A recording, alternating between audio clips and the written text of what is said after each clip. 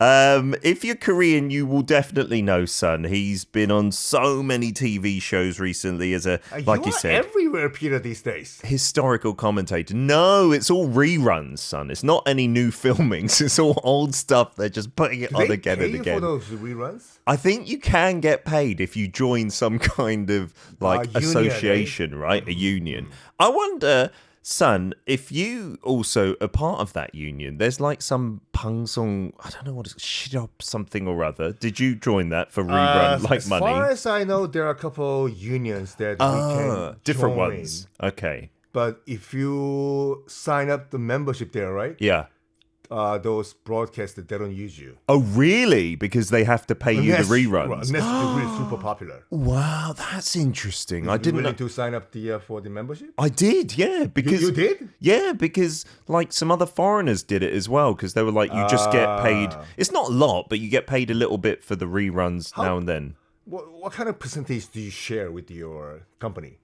It's not with the company. That's just with the union, right? Okay. So I wonder, they might take a cut and then give us the rest, I suppose. But we don't see that. We don't know that. This chat is getting off to a very interesting start today. I have... So what kind of corner is this? This corner, Peter's on the block, like kind of, like you kids on the block kind of thing. Okay, that's the basis. So we have... For your information, Nikki's on the block, right? Yes. They are actually older than I am. Really? They are... like grandpas on the block. They were what, in the late 80s, the big band, right, in the States? Late 90s and late 80s, early 90s, no? And early 90s. Yeah, and they're older than you. You're not that old though, son. Our producer came in and said, you look really young in the flesh. Young. You are young because... in Korea, we say 띠동갑, right? Which means usually you are 12 years apart, right? Yeah, because that's how many animals there are in the Chinese zodiac. So you were born in 1983, and I was born in 95. 95 is what you'll say. Yes, and what we'll stick to. We've got listeners who remember you, son, from me and you working together at another station, the education broadcasting one. Siska's here. Siska from Indonesia. Indeed, yeah, saying welcome Hello. to Peter's on the Block. Happy to see you on the show. For those that don't know you then, son, give us a short, bio, because you didn't always be a history commentator. So we used to host the show together, right? Yeah. When was it? That was about 2013. Right. Yeah.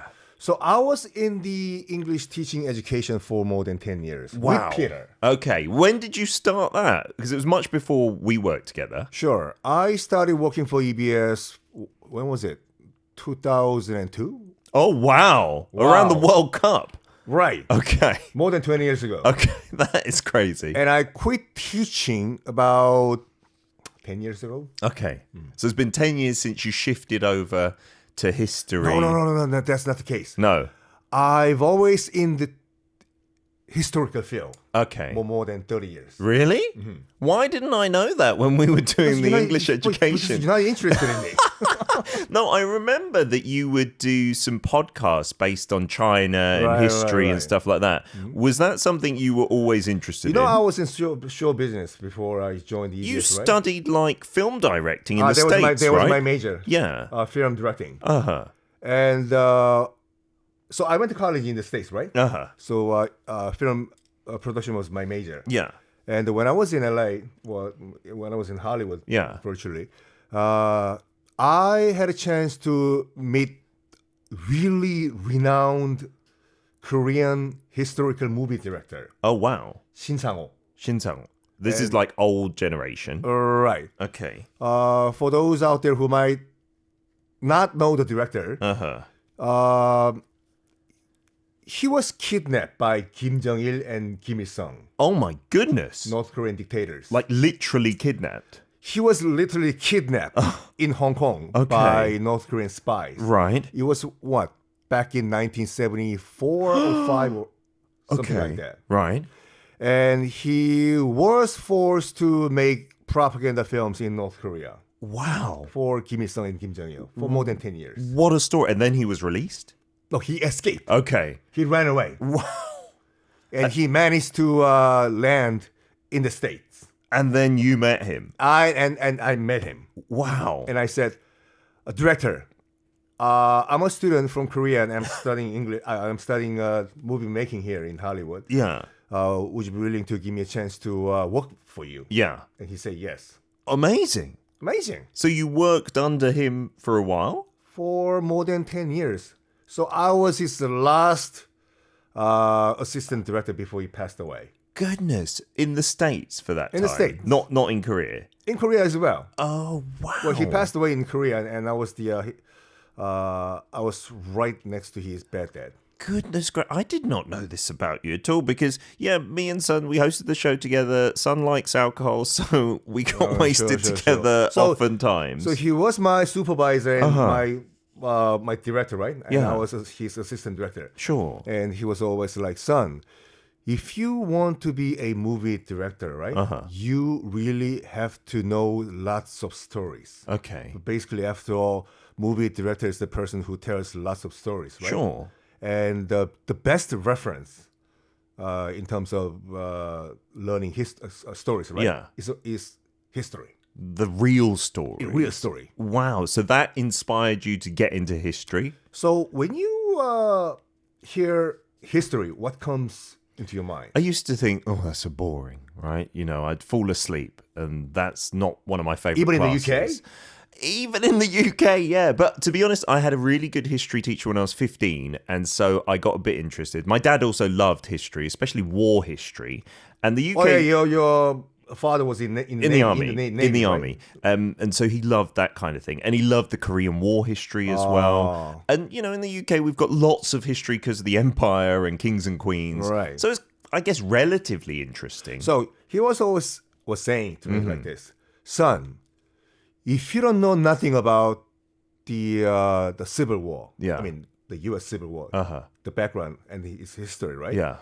You cannot understand the movie The Gone with the Wind. You've got to have that historical basis. Right, to understand the movie. Okay. And if you know nothing about the Russian Revolution, right? Yeah. You cannot enjoy the movie Dr. Zhivago. Oh, okay. You need that to enrich the movie experience. Right.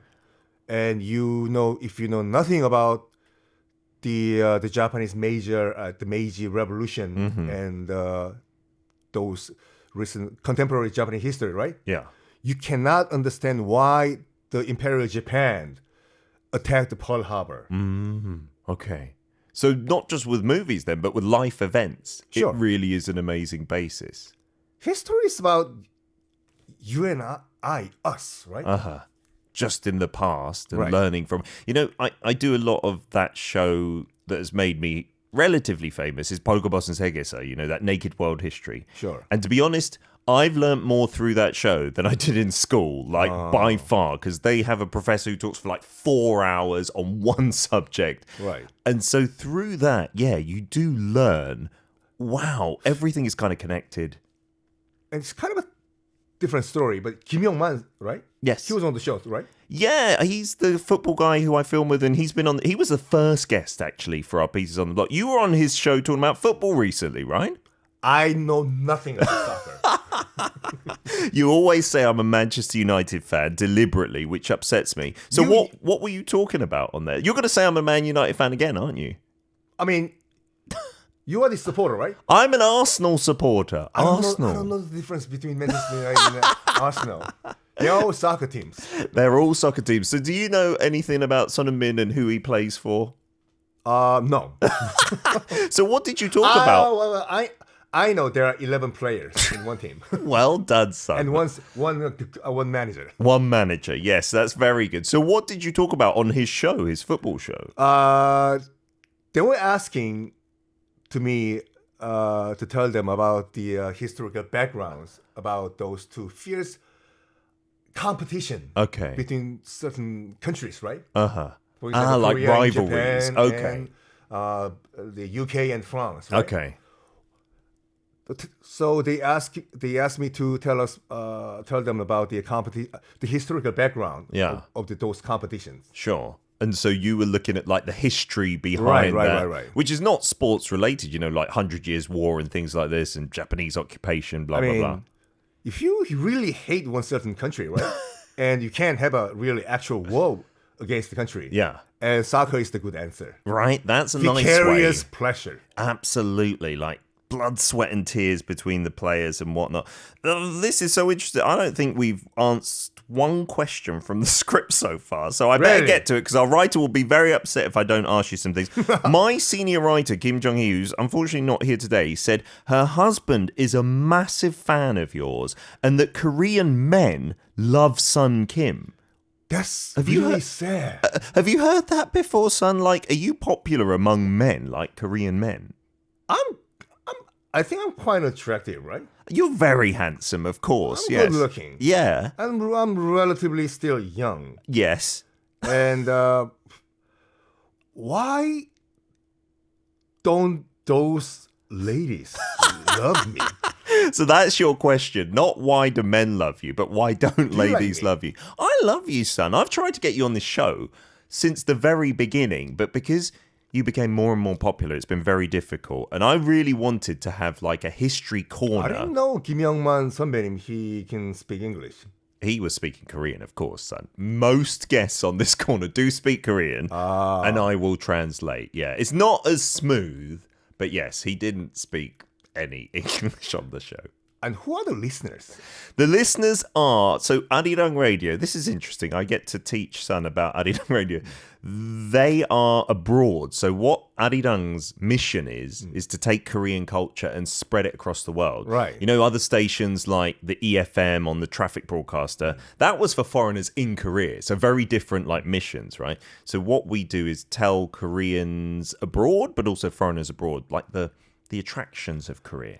And as you know, I travel to China a lot, right? Yeah, for one time when you're doing that podcast, you were going like every weekend almost. Every weekend. Yeah. These days, every other week. Seriously? Yeah. Oh, wow. I'm taking off to China tomorrow. Amazing. Why do you go to China so much? To make money.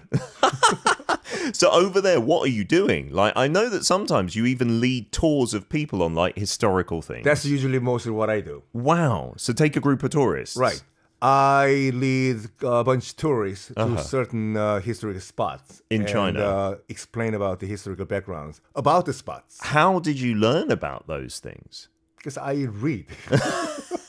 And do you read? And then no, I don't read, to be honest. Apart from scripts, I do not read books or anything. Why don't we come back? So I was saying, so when I go to China, right? Yeah. So when I stay at this hotel, right?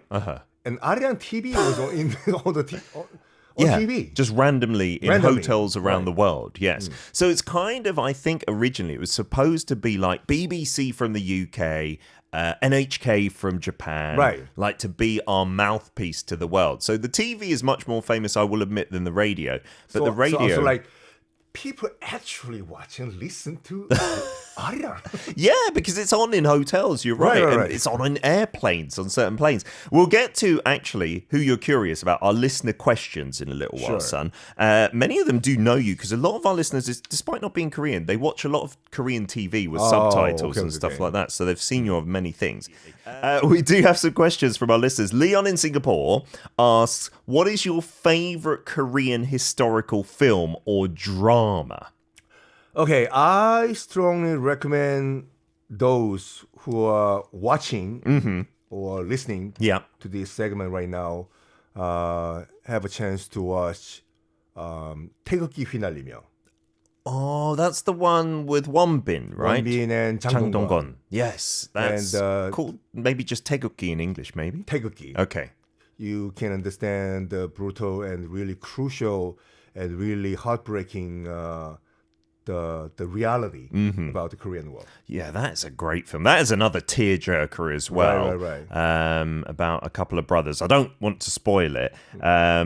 And he asks as well, what is your view about historical fiction? So we've seen more and more, I think, recently, like dramas and stuff coming out, which are kind of based in historical fact, but there's a lot of embellishment and fiction mixed in. How do you feel as a historical communicator? That's the point. So there are so many historical fiction movies, right? Yeah. Before you watch those movies, you have to study the actual history first, not to get confused. That's the reason why you need the history knowledge, because then you can easily distinguish what is real and what isn't? Let's say, for example, there's a movie about there's a movie portraying Hitler as a Catholic father. Okay. And if you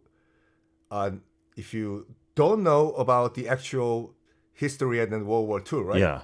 And that there's high possibility you might think Hitler is a good person. Sure, and that would be awful, right? That's bad. If you came away with that message. That's so interesting, because I used to think, I think until you told me like 3 seconds ago, as long as you enjoy the historical fiction and you know that it's fiction, then there's no harm done. But I guess the problem is, then you don't know what about that movie is actually factual. And those movie makers, right, they really have to be careful about making historical fiction movies. Yeah. And this is my recommendation. Do not use the actual date. Or do not use the actual locations. Oh, okay. To avoid scandal and controversy. Change the name of locations completely. And change the dates. Because then people won't be as sensitive, perhaps, to that kind of thing. There was a recent movie, it's Korean title, Seoul Daebom, right? The Seoul Spring, right? Yeah, I think it was called 12/12 the Day, the official title. 12/12. Right, It's December 12, right? Yeah. So this is just an example. Yeah. If you want to make a movie about the historical event as a fiction, right? Yeah. Then change the date. You shouldn't, like December 18. Okay. 16. Because otherwise it can create too much controversy, because you're blatantly saying it's linked to that actual event. That's a good bit of advice. I wonder, do movie directors or anyone like come to you? Because now you're the history like expert, son. Sure. And so does anyone come to you for advice on these things? No, they don't. They should. Because they think I'm their competitor. Because you describe yourself as history communicator, right? 역사 communicator. So not like a professor of history or anything like that. It's its own title. Well, because I have a movie background, right? Sure. So I have a movie background. I'm now working as a history commentator, right? Yeah. They think I'm their competitors. Oh, I see. That's so interesting, because you wouldn't think of them as your competitors, right? So I'm available. Cool, son. 100%. And he'll tell you. That's great advice for any movie makers out there, I think. What's your favorite historical movie, Peter? Historical movie? I used to like watching a lot about America and the Civil War, to be honest. And so things like... Are you with the North or the South? Very much in that case, the North, I believe. Oh, yeah, sure.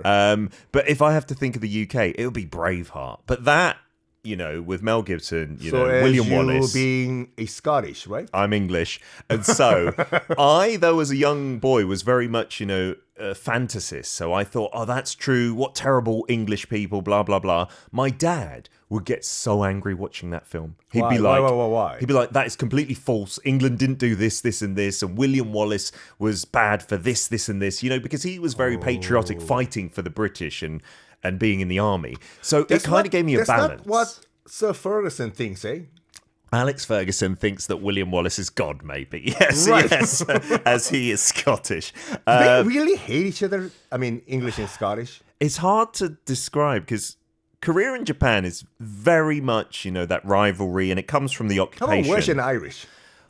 I don't know about how other home countries feel about each other, but they all don't like England, because England is the biggest and most powerful, and to be honest, it conquered like the other places. Right. So it's kind of like Japan to Korea. And between the English and England and Scotland is the worst, right? It's hard to say. Like England and Ireland is pretty bad as well. Sure. Because they had the IRA and terrorism and stuff like that. It's interesting. It's the first time on Peters on the Block that I'm getting questions as well from the guest. I love it. You've written a load of books, son, as well. A lot to do with history, including unstoppable world history, unstoppable Chinese history, etc., etc. What out of those would you recommend people, if they could only read one? Unstoppable world history. Okay. Why? What is that about? What do you mean by unstoppable? Because once you start reading, right? You can't stop. Oh, really? It's like Pringles. Once you pop, you can't stop. You're going to get to the end of it no matter what. What do you cover in that? Because world history, that's huge. I know. Right? That book covers the First World War One, Okay. World War Two, and the Pacific War. Okay, that's the main crux of it. It doesn't go back like to... And thank you very much for those who are out there, who already bought my book. Absolutely. Thanks to the book, right? I'm actually raking it in these days. Is that what kind of started it all for you, son? Or was that a big turning point? That's the turning point, the unstoppable. When did you release that book then? About 4 years ago. I don't know, 3 years ago. 3 years ago. How long did it take you to write? Because I'm currently writing like my first book and I hate it. On what? Like English education and blah, blah, blah. I'm never going to write a book again. Like, I hate writing so much. I always thought... In Korean or in English? In Korean. Okay. So that makes it harder, I suppose. But I just don't like the process. It's just so long. So how long did it take you to do that? Guess how long? You're going to come up with some ridiculous short amount of time, aren't you? Like a month or something. Yeah, that's right. Really? 1 month. And you just finished it? Yeah. Wow. Well, I mean, I was lucky because I was locked.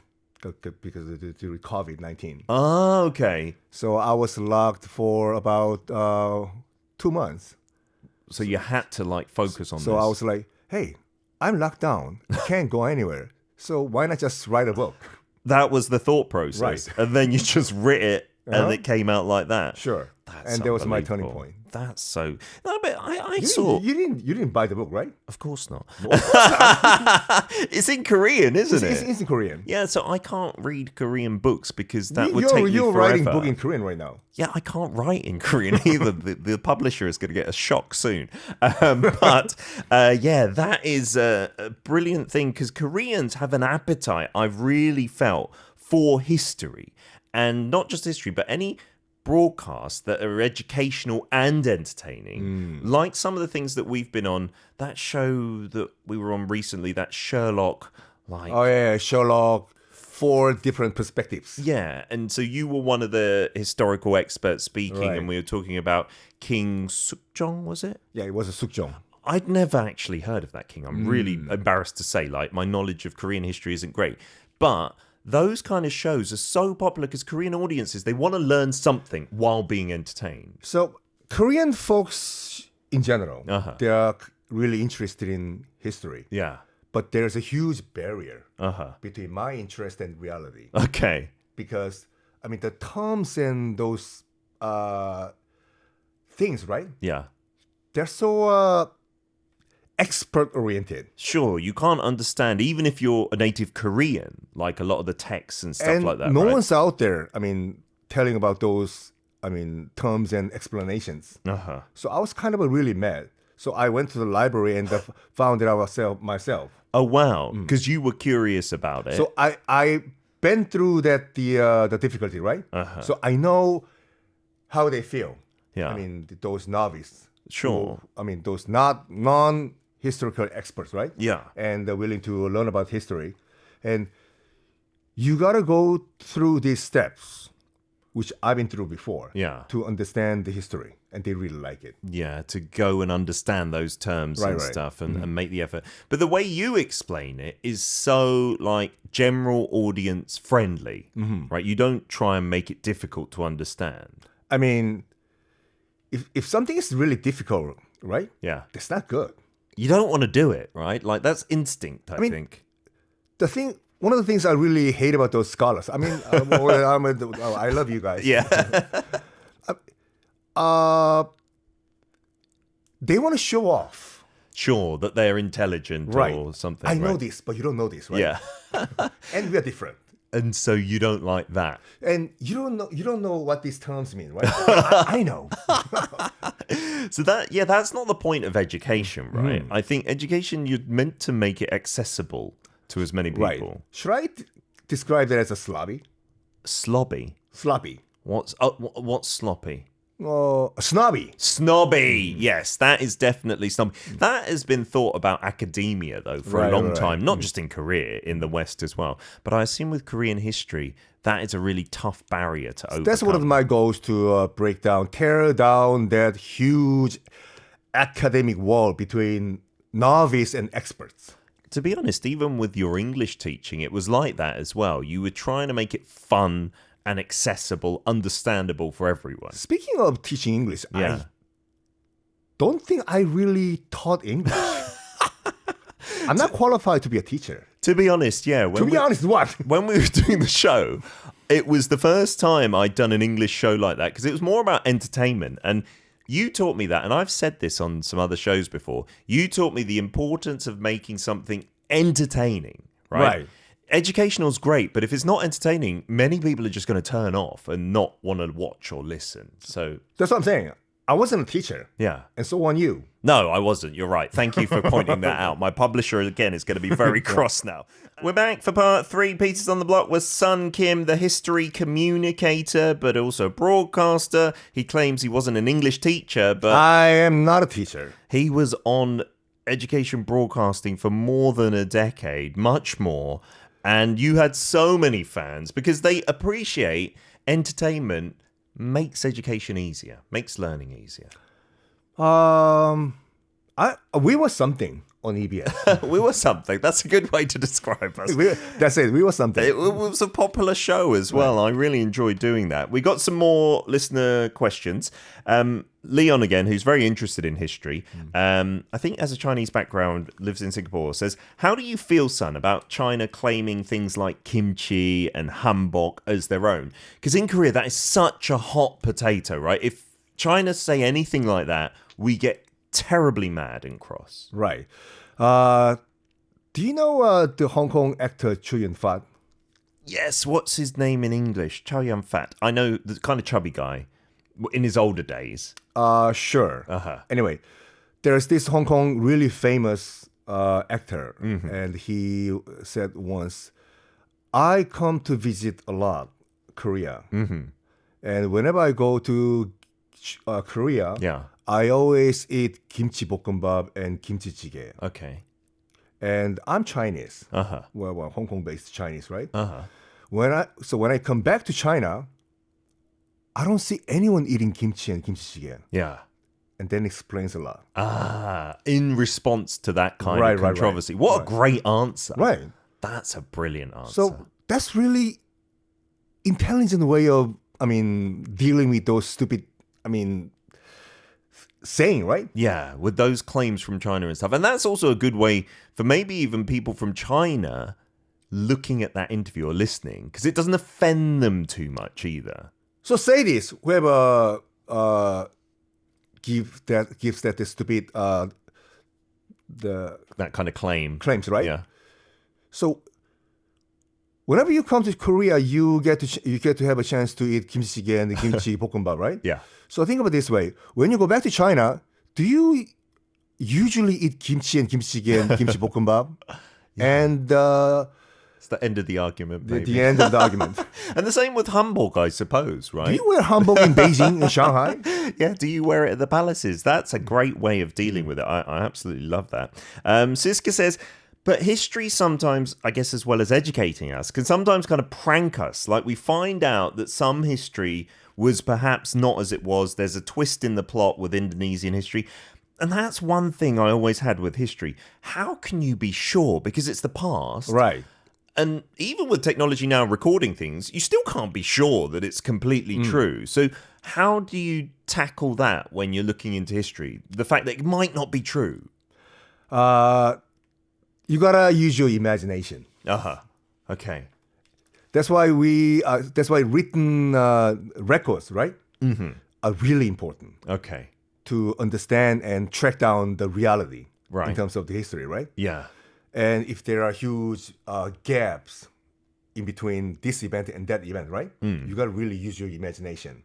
To fill that in. Right. So history is really subjective. That's a good way to just be open about that fact, right? So understanding history is really dependent upon your personal point of view and your perspective. Sure, That's why you got to really careful interpreting some certain historical events. Yeah, but I like it that you say imagination because, like, take any figure in history, like Winston Churchill.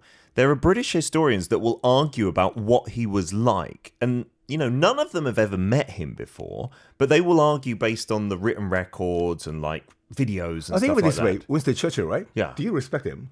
Yeah. Really? Yeah. Well, he's like number one figure in the UK. He's like Kim Se-jong plus Lee Sun-shin, Admiral Lee Sun-shin. Like, I respect him because of the Second World War, and we're taught that he saved us from the Nazis kind of thing. Keep calm and carry on, eh? Yes, absolutely. That's the British thing till today. If there's chaos in front of you, it's okay. Just have a cup of tea. How about this failure, in the war between the British and is Gallipoli? Yes, that was a disaster. Right. That's kind of swept under the carpet a lot in the UK. We don't really learn about that too much. But that's what I mean. Like, some people will point to that and say, okay, so he's not this good, he's not that great, and things he did with India in terms of rationing and stuff when they were part of the British Empire. But I don't like historians who say you're 100% wrong. Like, when there's a grey area and it's just being interpreted differently, I think it's okay to have lots of different opinions. You got to approach a certain historical event, right? Yeah. By so many different perspectives. Yeah. Negative and positive. Sure. And everything. Right? And just take all of those on board kind of thing. I'm totally happy for example, with that. Peter, yes. are you a good person? 100%. So that's wrong. No, that is wrong. That's a distorted history. Yes. So there are many different points of view, right? And many different, I guess. So we got to consider many aspects. Yeah. And that's the good way to have like a balanced view sure. at the end of the day. All right, let's get on to our quiz before we run out of time. You don't have to take this quiz because our writer, she gets the question specific to that person's expertise. Sure. And she makes it difficult. There's often no multiple choice. Okay. If you get it wrong, you could feel like, oh, that was shameful. I've embarrassed myself as a history expert. Okay. I got this question wrong. So you don't have to take the quiz. I give you a choice. If you do, though, you could win one of these prizes. You see the coloured balls behind us, son. That's cash inside? There is one prize or two prizes that are worth about 200,000 won. Okay, shoot, go. Okay, all right. So you're going to take the quiz? Go. Okay. That's why we have the xylophone, and for whether you get it right or not. All right, so here is the question for history communicator Sun Kim. Do you know the name of the City History Museum located within Gyeonggi-gung Palace that organises the history and culture of Seoul from prehistoric times to modern times? Do you know the name of that museum in Seoul? That's not the quiz question, by the way. This is just warming up. So I'm going to pass that. Okay. That's the Seoul 역사박물관. Right. I'm sure you've been there, right?